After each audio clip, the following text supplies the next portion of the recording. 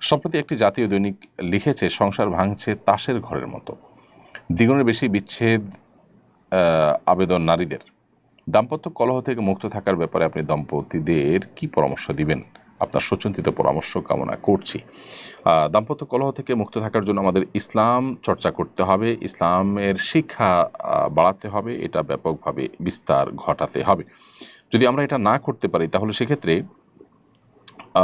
আমাদের সমাজে যে অধঃপতন সেটা আরও ব্যাপক আকার ধারণ করবে। এজন্য আমি বলবো যে স্বামী স্ত্রী প্রত্যেকের প্রতি কর্তব্যপরায়ণ যেন হন, সেজন্য তাদেরকে দিনমুখী হতে হবে, কারণ হাদিসমুখী হতে হবে। যদি কোনো স্বামী স্ত্রী এবং কোনো আপনার ব্যক্তি তারা যদি দায়িত্বশীল হন, তারা যদি দিনমুখী হন, ইনশাআল্লাহ বিদিনে তাদের দ্বারায় একজন আরেকজনের দ্বারায় হক নষ্ট হবে না। সবাই যার যার জায়গা থেকে দায়িত্বশীল হতে পারবেন ইনশাআল্লাহ তাআলা। এরপরে প্রশ্ন হলো, মিফতাহুল জান্নাত ফাইজা আপনি লিখেছেন, আমার মা বাবা বেঁচে নাই এবং আমি স্টুডেন্ট। আব্বুর জমি এবং ব্যাংকে কিছু টাকা আছে যা আমার হাতে নাই। এখন আমার কোরবানি দিতে হবে কিনা? আপনার কাছে মৌলিক যে প্রয়োজন সেটার অতিরিক্ত নেশাব পরিমাণ নিজস্ব সম্পত্তি যদি থাকে তাহলে কোরবানি আপনার উপরে বর্তাবে, আর যদি সেটা না থাকে তাহলে আপনার উপরে কোরবানি আবশ্যক হবে না। এটা হলো মূল বিষয়। অথবা এটা আপনি মিলিয়ে নেন যে আপনার মৌলিক প্রয়োজনের অতিরিক্ত যা আছে সেটা নেশাব পরিমাণ কিনা, অর্থাৎ সেটা আপনার 83 গ্রাম রূপা কিংবা 52.5 ভরি রূপা কেনার মতো টাকা, যেটা 80-85 হাজার টাকা প্লাস মাইনাস হয়ে থাকে আজকালকার বাজারে, সেরকম টাকা আপনার কাছে অতিরিক্ত আছে কিনা। যদি থাকে তাহলে আপনার উপরে কোরবানি আবশ্যক হবে, যদি না থাকে তাহলে নাই। ছোটোবেলায় মা মারা যাওয়ার পর আমি নানা বাড়িতে বড় হয়েছি, আর আমার বড় ভাই খালার কাছে থেকে ইউকেতে বড় হয়েছে।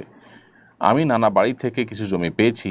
ভাই প্রায় 30 বছর আমার সঙ্গে কোনো যোগাযোগ রাখেনি এবং 2001 সালে ইন্তেকাল করেন। তার কোনো সন্তান নেই এবং ভাবি এখনও আমার সঙ্গে যোগাযোগ করেননি।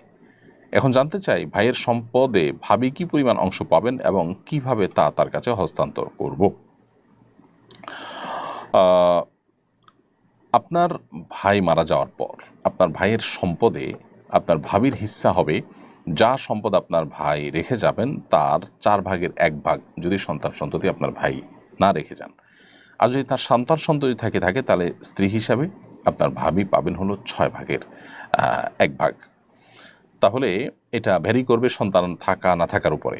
যদি থাকে তাহলে 6 ভাগের 1 ভাগ, আর যদি না থাকে তাহলে 4 ভাগের 1 ভাগ সম্পদ পাবে আপনার ভাবি। কীভাবে পৌঁছাবেন সেটা পদ্ধতি আপনাকে বের করতে হবে, তার সাথে যোগাযোগ করবেন। তিনি যোগাযোগ না করলেও স্বপ্নদিত হয়ে তার প্রাপ্য অধিকার তার কাছে পৌঁছে দেওয়া আপনার কর্তব্য।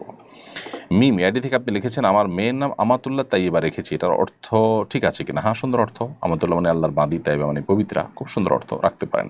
শুধু আমাতুল্লাহ রাখলেই হয়, তাইবা আলাদা আরেকটা নাম রাখার দরকার নেই। প্রয়োজনে আপনার নামের অংশ বা মেয়ের বাবার নামের অংশ বা বংশের নামের অংশকে শেষে জুড়ে দিতে পারেন, সেটা ঠিক আছে। এরপরে প্রশ্ন হলো, জিলহজের প্রথম দশক শুরু হতে যাচ্ছে, এই দিনগুলোর ফজিলত এবং করণীয় সম্পর্কে বলবেন। খুবই গুরুত্বপূর্ণ প্রশ্ন। জিলহজের আজ 24 তারিখ, অর্থাৎ আর 5-6 দিন পরে জিলকদের আজকে 24 তারিখ এবং 4-5 দিন পরেই নতুন চাঁদ উঠবে এবং জিলহজ মাস শুরু হবে। জিলহজ মাসের প্রথম দশক হলো ইবাদতের দ্বিতীয় বৃহত্তর মৌসুম।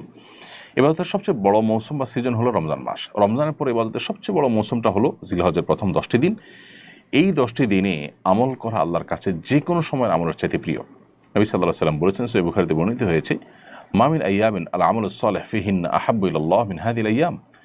জিলহজের প্রথম দশকে আমল ইবাদত করলে এটা আল্লাহর কাছে যতটা প্রিয় হয়, অন্য কোনো সময় আমল ইবাদত করলে সেটা আল্লাহর কাছে এত প্রিয় হয় না। এজন্য এই দিনগুলোতে বিশেষভাবে আমাদের আমলের প্রতি মনোযোগ দিতে হবে। স্পেশালি জিকির বেশি বেশি করার পরে কোরআন সূরা তওবাতে আল্লাহ নির্দেশ করেছেন, এবং সেই সাথে আইয়ামে তাশরিকের দিনগুলোতে তাকবীর তাশরিক স্পেশালি বেশি বেশি করে পাঠ করা, আল্লাহু আকবার, আল্লাহু আকবার, লা ইলাহা ইল্লাল্লাহ, আল্লাহু আকবার, আল্লাহু আকবার, লিল হামদ, 5 ওয়াক্ত নামাজের পরে একবার করে পাঠ করে নারী পুরুষ সবার জন্য কর্তব্য। এটা আইয়ামে তাশরিকে 9 জিলহজ বাদ ফজর থেকে নিয়ে 13 জিলহজ আসর পর্যন্ত।